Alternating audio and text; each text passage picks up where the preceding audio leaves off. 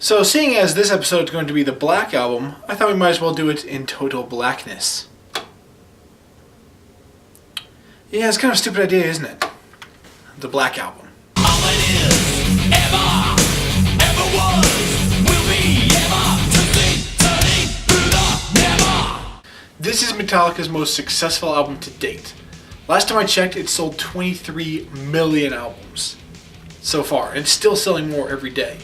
It's considered one of the perfect beginner metal albums and one of the great hard rock metal albums, even just rock albums ever. It's not necessarily a thrash album, which was the turning point for a lot of metalheads saying Metallica has sold out. Have they sold out? Let's take a look. Track 1, everyone in the world knows this song. It's their biggest hit, their most popular number, Enter Sandman. And I like it. It's got a good chorus, good lyrics, a good chuggy beats, It's still a metal song, even if it's not a thrash metal song. And the only real problem I have with this song is it gets overplayed way too much. Whenever someone says Metallica that isn't a metalhead, it's just, Enter Sandman. Which is annoying, but, same thing with Motorhead. Whenever I hear anything to do with Motorhead, like on a TV show or something, it's always Ace of Spades. That's even worse than Enter Sandman. Not that Ace of Spades is a bad song, but I hear it way more than Sandman. Track number 2, Sad But True. I would be perfectly content with my life if I never heard this song again. This is the song I think gets way too much overplayed for Metallica. I always hear Enter Sandman more, but Sad But True just offers nothing. It's not particularly a good song. It's got some decent lyrics, but the riff is just so boring. The drums are so plain and ordinary. The chorus is decent at best. It just offers nothing to me. And Metallica considers it to be one of their heaviest songs, but fucking Harvester of Sorrow or Leper Messiah are so much heavier and so much better than this song. I just don't care for this song in the slightest. Number 3, Holier Than Thou. This was actually considered to be the big track on the album. This is going to be the single, the music video. I believe the album might actually possibly would have been named Holier Than Thou, but I think it was Bob Rock or some producer said Enter Sandman should be the big song. Holier Than Thou is a good song. It's actually a great song. It's nice fast pace. It's not insanely blinding fast, like Whiplash or Damage Incorporated, but it's got a good fast beat. You can still headbang. You can mosh to it. It's not just it's a good headbang song. I do think the lyrics can be a bit silly sometimes. Getting holier than thou, not. Very not biblical, like Elizabethan, Arthurian kind of crap, which compared to the rest of the lyrics doesn't make much sense. But I'm not too big on that stuff anyway. Track number 4, The Unforgiven. This was Metallica's idea of doing a ballad, but instead of heavy chorus, light verse, switch it up and do a heavy verse and a light chorus, which works to a pretty good effect. This is also the first part of the Unforgiven trilogy, which was continued on Reload and Death and Magnetic. But we'll get to those when we get to those. I'm not a huge fan of Unforgiven. It's not that bad, it's one of those songs that doesn't leave me with anything. But I'm not annoyed with it like I am with Sad But True. It just kind of is there, and then when I'm done with it, it just goes away. I think Unforgiven 2 is actually a lot better. Next up, Wherever I May Roam. This is a bit of an interesting song. It's a pretty heavy number, but a lot of just held chords, and not a whole lot going on in the verses. I really like the solo in this one, and I do like the drums. The drums are nice and heavy on this. The album production on this record is fantastic. The sound quality is great. The guitars are thick and chuggy, and the bass is full. The drums sound fantastic when there's more than just a basic hi-hat beat being played. And the toms sound great on this. It's a big, thick, heavy tone that just punches you in the gut. At least in the chorus. Not the chorus, the verse. Number 6, Don't Tread on Me. This was one that I never really enjoyed past the intro. I like the intro. It's got this fun little guitar thing. It sounds a bit like a part of a national anthem, almost.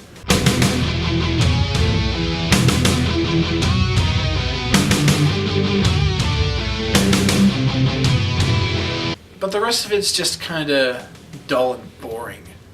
Kind of a samey sound to a lot of the other stuff on this album, which is kind of the bad thing. Like, there could be some great parts, but then when you get to like the chorus and verse, they can all sort of sound pretty similar. Which happened on some other stuff, especially like Kill 'Em All, when not everything was too varied. But it's more noticeable here because everything's a lot simpler. That being said, Don't Tread on Me. Lucky number 7, Through the Never. This is a fantastic song. It's a lot of fun to listen to and headbang to. It's a nice fast-paced one. It's probably the thrashiest on the album. It's got nothing on like Firepower with Fire, Hit the Lights, but it's still a nice fast-paced song. It also has a pretty good groove and breakdown that gets pretty heavy, and it's a lot of fun to headbang to and listen to.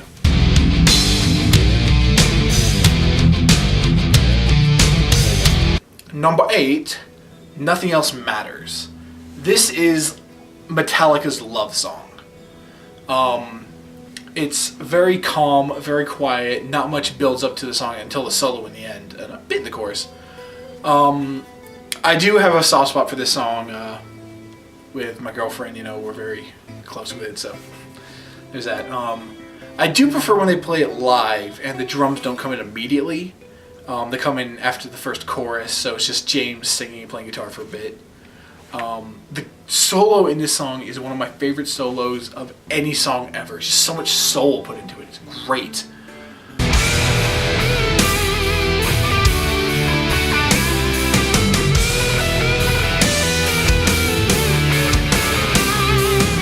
This is also probably the biggest contributing factor to people saying Metallica sold out.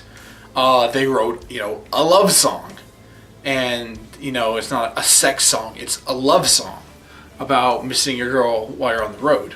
And a lot of people are like, that's not metal, love isn't metal, sex is metal, war, decapitation, fast cars, booze, hot chicks, bombshells, political career, uprising, all that shit, that's metal. You don't always have to be metal. You gotta tone it down a bit. This song being right next to Through the Never makes Through the Never seem a lot faster. More metal. Number 9, The Anthem of the Furries of Wolf and Man. I think this is a great song.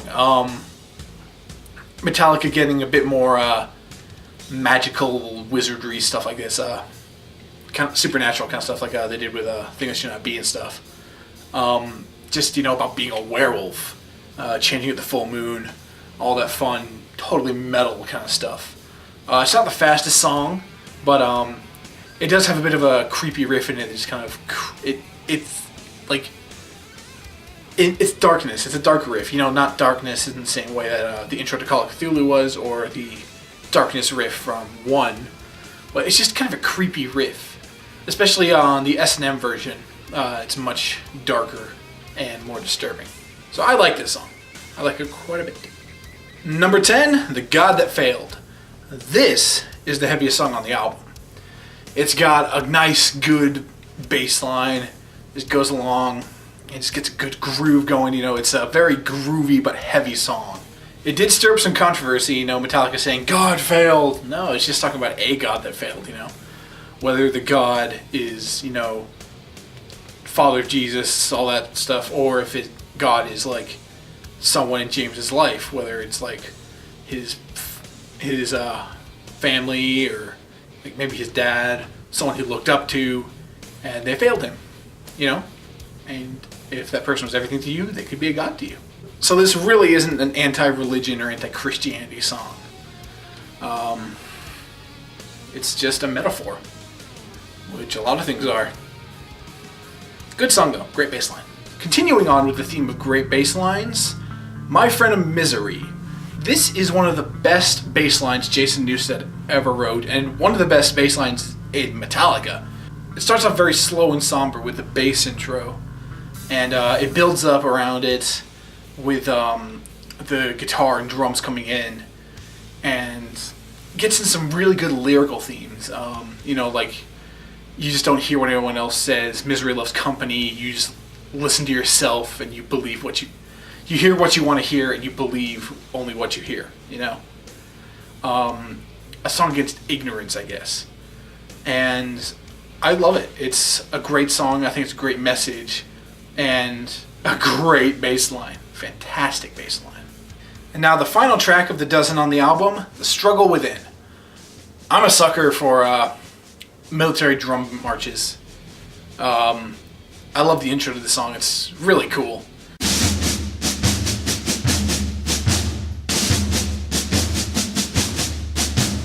I do think the transition from the intro to the rest of the song's a bit sloppy. It just kind of stops and then goes back into it. The verse is all right. It's like a one-note riff, but just like dun, dun, dun, dun, dun, dun, dun, dun. And what really makes the verse is the rhythm in which James sings the lyrics. Fast and aggressive. Not too big on the chorus. It's not bad. It's just detracts from the song a bit for me. I think the chorus should have been the same pace, or at least a faster pace than how it was. Again, not bad. I just wish they would have done it differently. So, do I like it? Do I don't like it? I like it. This is what is considered to be the commercial magnum opus for Maytallica, whereas, Master Puppets was the musical opus. This is one of the most successful albums of any rock album, even metal, especially metal albums, Though strangely enough, half the tracks, no one knows. I mean, it's Enter Sandman, Sabbath True, Unforgiven, Nothing Else Matters. Those are the big songs, and Unforgiven might even be a bit of a stretch. That being said, I think this is the perfect album to start introducing someone into metal. Like this, and Paranoid by Black Sabbath, maybe Countdown to Extinction by Megadeth. Just some stuff to get them into the idea of what they're going to hear later on. It's not scaring them away with death metal that's too aggressive, or thrash that's too fast, all that stuff. Power metal that's so over the top and insane. It just gets you used to the sound of metal. I think it can help a lot of people get into metal. I think it has helped a lot of people. Most people that hear metal, the first thing here's Cannibal Corpse, they're going to get turned off by it because it sounds like crap if you've never heard anything like that. This eases you in. Alright? Join me next time when we load up a gun and shoot the gun of reviewing. Good day, how do